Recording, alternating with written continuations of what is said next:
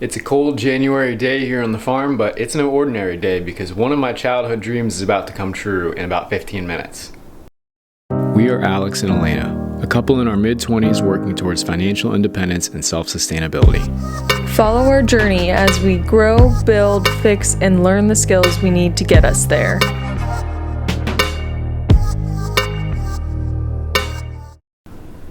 Here it comes.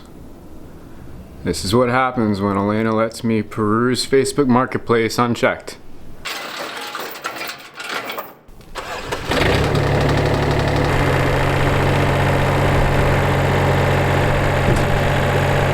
Well, here she is.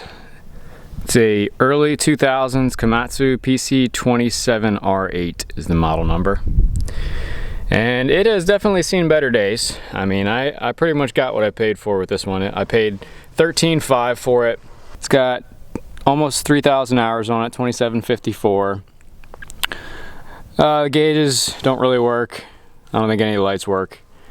And it definitely hasn't seen grease in a while. The previous owner, I don't think did hardly any maintenance to it. So I'm gonna have some repair work ahead of me on it. But it has engine that starts right up. It's like 25 degrees out. Little Komatsu Yanmar diesel in there.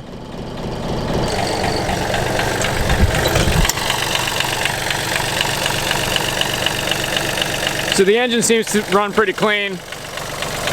No major leaks. Little valve cover oil leak. But nothing too bad. All the functions work. The track's straight, the tracks are relatively new. Boom cylinder leaks.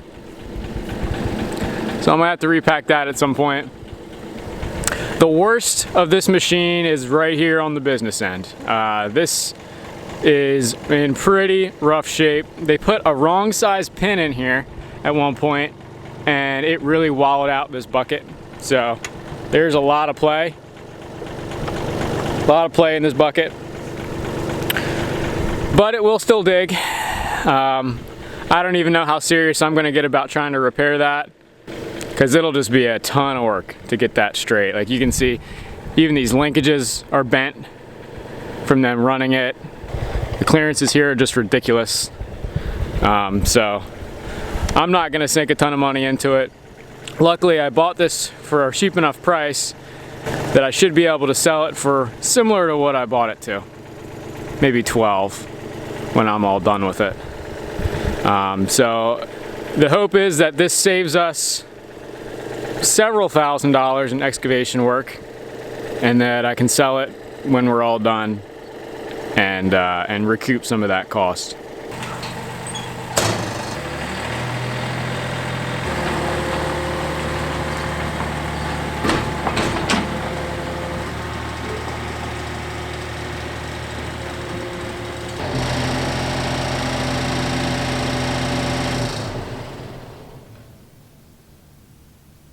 So it's safe to say I'm gonna have my hands full this winter. The goal really is not to get this machine back to its perfect state. It's pretty much too worn out for that. So I'm gonna at least fix it to the point it can reliably do some trenching and get all of our projects done with the new house over the next couple of years. And then the idea would be to sell it and get one that's in better shape. It's been about 2 months that I've owned this little machine. I started off putting new grease fittings in it and just giving it some basic lubrication and maintenance, topping off all the fluids. And I've had a lot of fun with it. I've done a few projects here around the farm, so let me show you those real quick. It snowed a ton right after I bought it, so there wasn't much to do right away, but unfortunately my first job with this was burying a stray cat who had gotten hit right in front of our house. So that was kind of unfortunate, but it was good low-risk practice for digging and learning how to use the machine.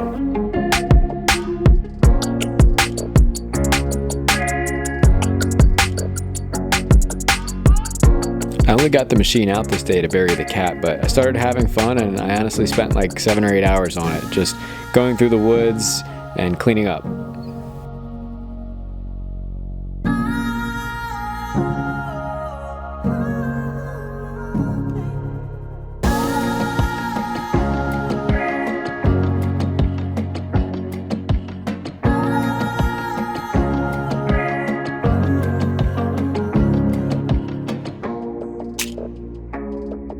Next I pushed down this old dead tree and dug out its stump.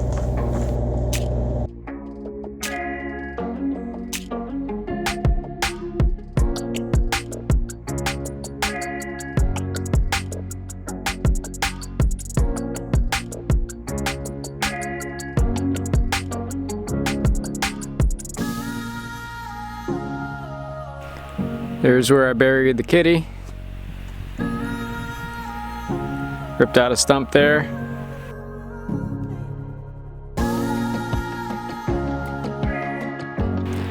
There was a bunch of thorns and brush here. I just kind of scraped up and piled up. And now here's the current project. This was a pile of dirt that has been sitting here for like, oh gosh, probably 10, 12, 15 years, something like that. Long enough that this tree grew out of it, which I just ripped out.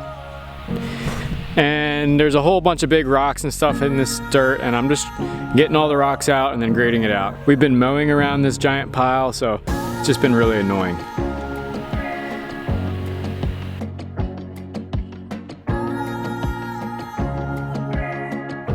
A hydraulic thumb would have been nice for moving these rocks and sticks around, but I made do with pulling them up against the dozer blade, using the bucket, and moving them that way.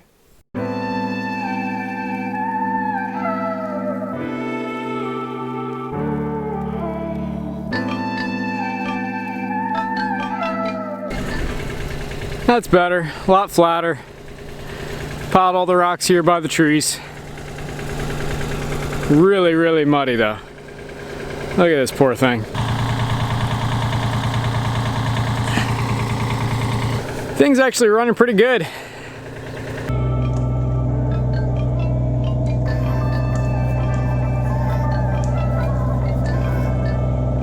The slope next to this barn was kind of rounded so that I could never really get it with the zero-turn mower. I would always scalp the top, so I wanted to make it more of a flat slope. The machine did a good job at just digging up all the long matted down grass and allowing me to rake the slope out more evenly.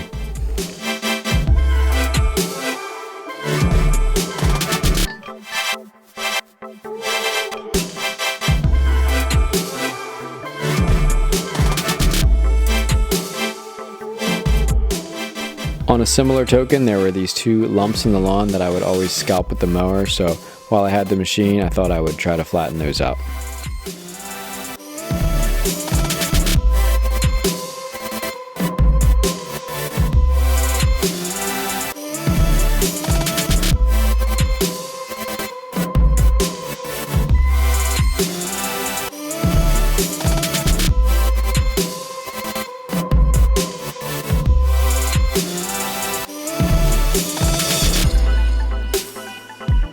I must say, this thing ripped out thorn bushes like they were nothing.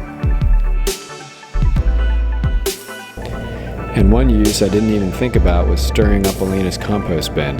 This is a pain in the butt to do by hand.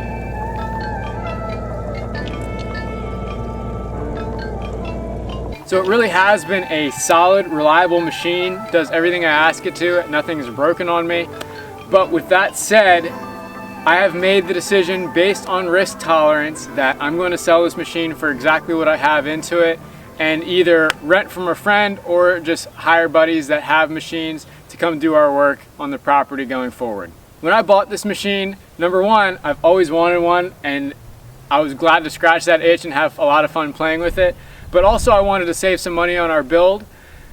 But the thing is, with the machine this old, there is a likelihood that on our job site while I'm using it, it could have a catastrophic failure. And there's absolutely nothing cheap on these machines when those kind of parts go bad, be it a hydraulic pump, a drive motor, even lines and rebuilding cylinders are not cheap. So I decided it's in our best financial interest not to have so much overhead in one single tool and spread the cost out over the duration of the project. And when we're all done with the house and it's built debt-free, then I can save up and scratch the itch to own my own excavator. That one I will probably pay a lot more money for and it's gonna be a lot nicer.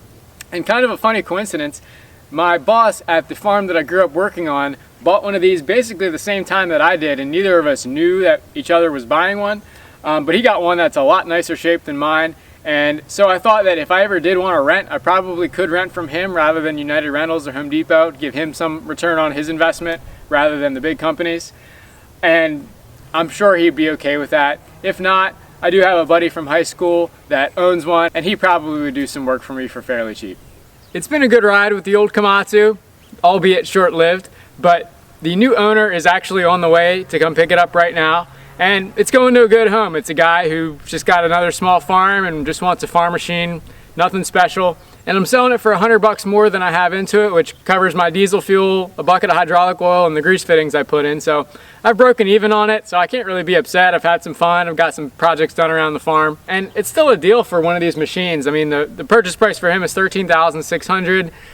If you're to get a machine this size new, even open station, you're looking at about $40,000 to $50,000. So he's still getting about 75% off, and granted, it's an old machine, but it does get the job done. So thanks for following along with the excavator saga. There's surely going to be some more excavation work to come as we start working on our house, but we will hire out or rent a machine as we need it for that. Hope you enjoyed this video. We would love it if you'd like and subscribe, and you can find us on Instagram and Facebook at Mason Dixon Acres. Thanks for watching. Until next time.